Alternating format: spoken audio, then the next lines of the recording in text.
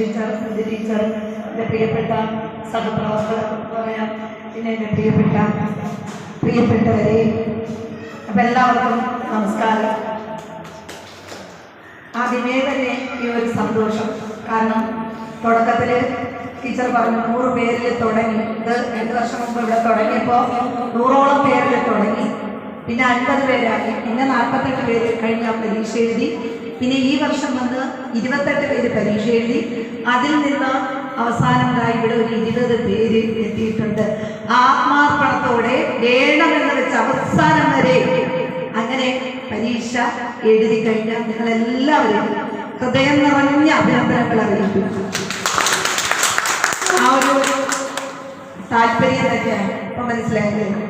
ഏറ്റവും പ്രധാനം എന്ന് പറയുന്നത് നമുക്ക് ഒരു കാര്യം നേടിയെടുക്കണം. എപ്പോഴും പറയുന്നതാണ് ആത്മാർപ്പണവും അർപ്പണവും മനോഭാവവും ആത്മവിശ്വാസവും താല്പര്യവും ഉണ്ടെങ്കിൽ തീർച്ചയായും നമുക്ക് എത്താൻ പറ്റാത്ത പല കാര്യങ്ങളും എത്തിപ്പിടിക്കും. ഞാൻ വെറുതെ വീൺവാക്ക് പറയുന്നതല്ലേ, എൻ്റെ കഥയൊക്കെ പറഞ്ഞു തന്നിട്ടുണ്ടല്ലേ. എൻ്റെ 2 വാക്ക് പറയണമെന്നാണ് പറയുന്നത്, പെട്ടെന്ന് ഇരുന്നോളാൻ എന്താ പറയുന്നത്.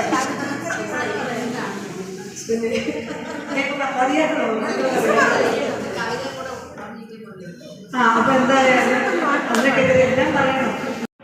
ഓർമ്മകളില്ല ചാവും ചിതകളും ജരാമര ദുഃഖവും. ആരോഗ്യം പറയാമോ? ബാലചന്ദ്ര ചുള്ളിക്കാരൻ്റെ ഭാര്യ വിജയലക്ഷ്മി. അപ്പോൾ അതായത് ഒരിക്കലും അതിന് ചാവും ചിതകളൊന്നുമില്ല. പിന്നെ ഒരു സ്നേഹം എന്ന് പറഞ്ഞ് നമ്മൾ സ്വയം പ്രകാശിച്ച് മറ്റുള്ളവരെ പ്രകാശിച്ചു കൊണ്ടിരിക്കുന്നത് പോലെ സൂര്യൻ അല്ലെ, സ്വയം പ്രകാശകോളം പ്രകാശിച്ച് മറ്റുള്ളവരെ പ്രകാശിപ്പിച്ചു കൊണ്ടിരിക്കും. അതുപോലെയാണ് ഓരോരുത്തരും ഓരോ സൂര്യന്മാരായി മറ്റുള്ളവർക്ക് താങ്ങും തണലുമായിട്ട് മാറട്ടെ.